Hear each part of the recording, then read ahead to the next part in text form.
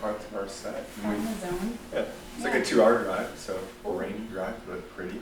Yeah, rolling up, really. Yeah. Yeah. I agree. To get it started. My best friend growing up had a sailboat in Lake Pepin, which is like up by Lake City. I know So what it is. it's kind of a memory lane drive. I haven't been down this way. I love that place. My grandma always takes me down there because she lives there. And whenever we visit, she takes us down to see the boats. I love it up there. Yeah, it's really pretty. Some fun times. Especially Big Bear Pizza. Oh, I haven't done that before. You haven't? Oh, No. you gotta. It is top notch. Is it right in downtown Lake City? Yeah, yes, it Big is Bear? right across where the boats area is. Ice cream, pizza, heaven in your mouth. Yeah. It's really good. Okay. I am a pizza fan, so I'll have to Definitely put that check on my it list. out. It is top tier. Cool. Yeah, so that's it. And then we just rolled into Fair. town and trekked into the hotel and came down this way. So Yeah. What hotel are you staying at? we were staying at the Plaza. Ooh, nice. Yeah. Yeah, it's pretty nice. That's pretty cool. Yeah, so Peyton, we are rolling too if you want to. Oh, Yeah, no, that's good. Well, there is something I do really want to check out. Like, what inspired the band's aesthetic? That is something that I really want to know about. Ooh, Matt is definitely the guy That's a to good ask about question. that. It's kind of changed through the years, but initially the aesthetic was kind of, I've always like loved haunted houses and loved like the whole kind of like spooky but cheesy spooky kind of thing. And then early on, Mike and I were both into this sci-fi author, who's an old author, Ray Bradbury. I've heard. Yeah, he's a great author. So we kind of shared that love of kind of like sci-fi, spooky, like haunted house vibe. And there's a band early on we also really were inspired by called Dead Man's Bones, who's actually Ryan Gosling, the actor, created that band. So those were kind of our early touch points where we were like, kind of like all this aesthetic kind of vibe to it. And that, we took that and kind of ran with it. And I think some of the aesthetic too is like just 80s graphic design inspired type stuff, like the like cellar door cover and things like that. But now it's kind of morphed throughout the years. I think like I just find inspiration in different places, and we've kind of, I don't know what the aesthetic of our new record quite is yet, but a lot of old movies and found footage from like the internet and stuff that we'll kind of clip together. And I think some like surf and skate culture too is sort of like worked its way in with the visual components. Yeah, I think it's just whatever we're kind of interested in at the moment kind of finds its way into it. But it definitely started with like the spooky haunted house vibe. As an author, I totally understand that with the whole getting inspiration from where you are and stuff like that. I totally understand that, and that just amazes me, especially with your art. It's really top notch. Thank you. There is actually another thing I really want to know is that just clarify, are you both teachers? I used to teach piano lessons, kind of as like a main source of income. Now I'm a programmer, but I still do that kind of a little bit on the side. And you just said that you were still Yeah, so I teach art up in Mendota Heights, which is near St. Paul.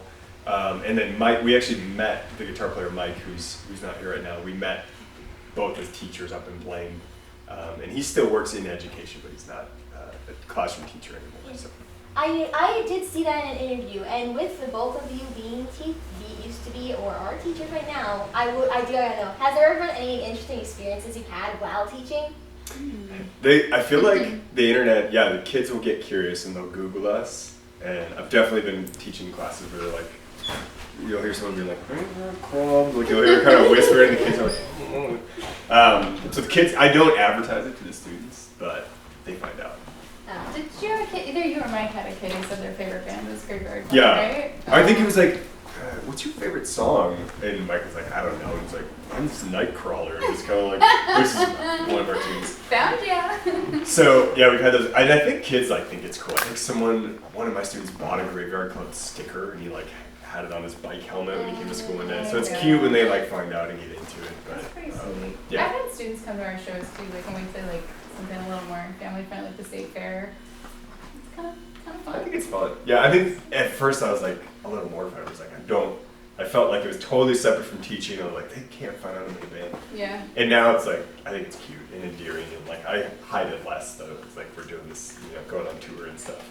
Yeah. So Yeah, With your students actually showing up at your shows, actually leads to another good question of mine. Like, what have you had any interesting experiences while performing as well?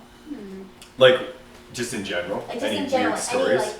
any stories, just. Oh, does anything come to mind for you? Maybe there was a show, I'll say, where there might have been somebody standing 2.5 feet away from me, screaming the lyrics so loud that I couldn't tell what key we were in anymore. That might have happened at some venue at some point. Usually it's good stuff though. Yeah. Usually it's just like, oh, like look at these people that are out here to see us and like they know the words. I don't know. That's sweet. Was that the That's really Iceland scenario too? With the... I think it was something on tour, maybe on the East Coast. Okay. We did have a rowdy show in Iceland too, though. That's not the guy I'm thinking of. Yeah, I'm trying to. I mean, we've had shows where, you know, the weather's really bad and like all of our equipment's wet and like you're just like by all this electricity and it's like a little scary. I mean, we've had like freezing cold shows where like it's snowing outside and things like that. Yeah. So those come to my mind, but I'm sure if we replayed them, we'd be like, man, there's a lot of crazy stories I forgot about. Yeah. They all kind of, I don't know, get into the background. Yeah. With like the, have you ever had like any, how do I phrase this? Like, when it comes to the weather, what was probably some of the worst experiences you actually had with the weather? Probably just a lot of Lakes. rain. Yeah, rain or snow. You know, when it's like that, like all spring kind of Minnesota, where you don't know what kind of weather you're gonna get, and it's a little sleety, turns to some flurries as you're playing. It's not the best vibe. Yeah, these spring shows where you don't know. I mean, you could get a beautiful, like, Yeah. 60-degree day. You could get a Yeah. snowstorm. Right. I think it's tricky, and I think, you know, more for you and Mike with being stringed instrument Yeah. players, where when it's cold, it's like your fingers don't move as quickly, or you can't feel the frets, or like, Yeah. it's a lot harder. So those come to mind. Like the synthesizer is a little easier, where you kind of can look and like feel it Yeah. out. I think But I've like played with fingerless gloves, and it's like they kind of get in the way. It's like the cloth part will go on the string, but you gotta kind of make Yeah. do. Yeah. I don't, we should try the. Did you ever try the hand warm? Did we get those one year? Where you do the hand warmers like for Yeah. skiing, you tuck them in. I think we Right. got those. My cousin uses those because she's a skier. Okay. And, but like, I get that, but also in the cold, your fingers might end up hurting because you easily get frostbite on those. So I can see Yeah. why that would definitely suck.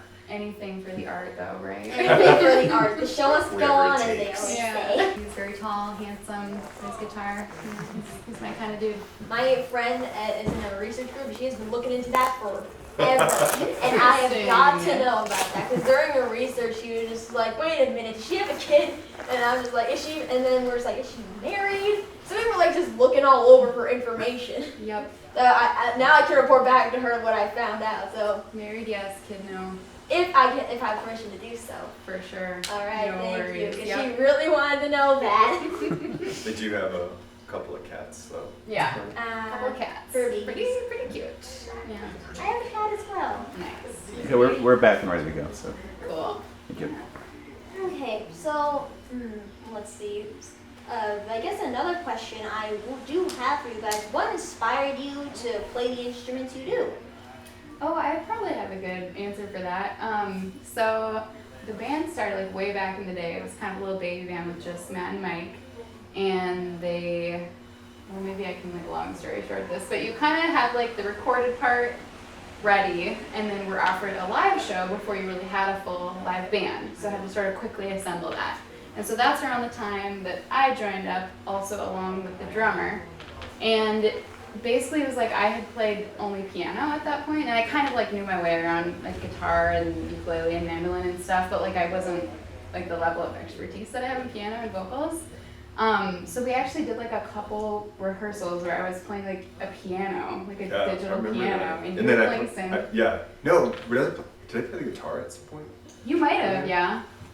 I think Mike would have been for sure playing guitar by then. Yeah. But anyway, I think it was like a few practices in, I was sort of like, do we need a bassist? Like, should I maybe Yes, look we were into waiting for you bass to figure it guitar? So then it was like, yeah, I guess I could give that a whirl. So yeah, long story short, I learned how to play bass for this band, and Yeah. it was a pretty good move in my musical career.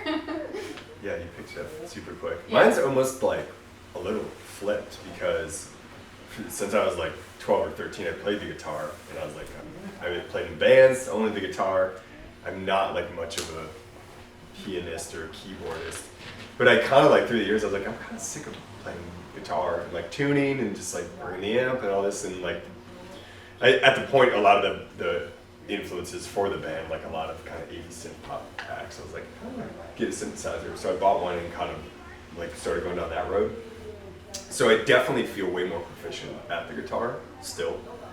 But it's been fun just to do the synth. So it kind of inspired me just to capture that sound of what we were inspired by. It kind of led me to the synthesizer. Do you still play the guitar in some of your songs? I do. It's more recently on this recent record. I'm playing guitar on a couple of them, and often the demo process I'll have like a really rough idea of a song. Sometimes it's a guitar, and then we'll kind of figure out the pieces and work through it, and then I end up playing the synth on it. Right, yeah. I was gonna add that I think like we both had the experience of like, since we're not playing our sort of like instrument of origin, that it, for me at least, it kind of like unlocks like some other paths that I might not have gone down, because it's like you get in like a rut sometimes. You always write the same way when you have this instrument, especially one that you're maybe like not as familiar with. It kind of like leads you to try new things, I guess. So like I liked it as a songwriting tool for that reason for a long time. Now I think I'm a little bit too familiar with it, so I don't, I don't have that same like secret. But I think it's like that adage is like, KISS, keep it simple, stupid, or whatever. Because like when you're new at an instrument, you're like, you're gonna write like hooky, the easiest part, because you're like, well, you have to take the easiest path to get there. Because sometimes when you are, like, you know all the theory and all this stuff. Yeah, it's like you overthink it a little bit when it's not something that you really know your way around. Yeah. Well, another question that I do have for you, this is going a little bit off topic, but I do want to know this, is going to school, I'm just going to say it, going to school is something that like shaped us all. How did going to school shape you guys as people? Did it inspire your music career? Did it inspire what instruments you wanted to play? Or I'm curious about your school. That's a good one. I feel like I was kind of an art kid growing up. Like I did all the musicals and like anything theater, choir related. That was like definitely my bag. So I like could not possibly say that didn't influence me somehow towards this path to kind of like unlock those sensibilities. Yeah, similar. I played trumpet in school band. I was in the marching band. I was in the jazz band, and then that kind of like, I think being in that crew, like one of my buddies in class had a guitar, and like, you should try the guitar. So kind of like, yeah, I loved music and kind of surrounded myself with musical people. So that definitely shaped where I'm at today. Yeah. I know I'm asking these a lot, but any interesting school experiences? Oh man, I'm gonna really date myself. That feels like it was 100 years ago. I think back to the 1960s. When I was in high school, I had a band. We were called Harbor, and we like had our first show at essentially what's like an Arby's. That was like, it was called Wally's Roast Beef, and we like rented out this place, and we played like a lot of, I don't know, like Weezer covers or something, I don't know. But that was it. That's what I think of, at least, as an interesting like kind of roast beef origins.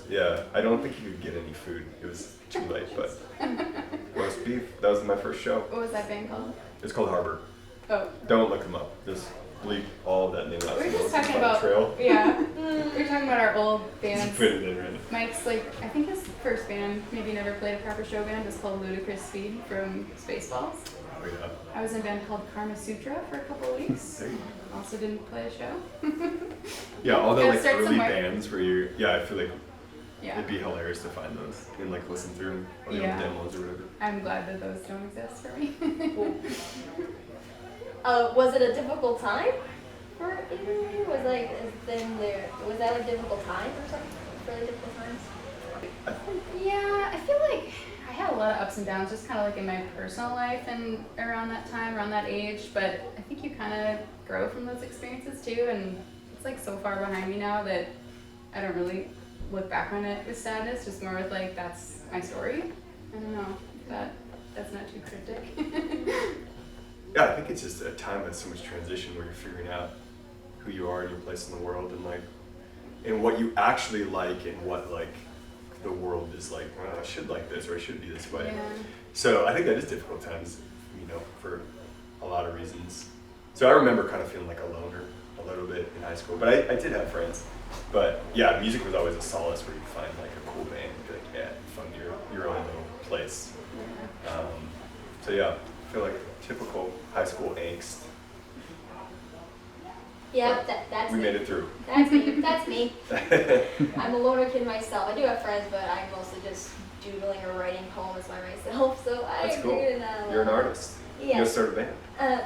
Maybe, but I'm more of an author myself.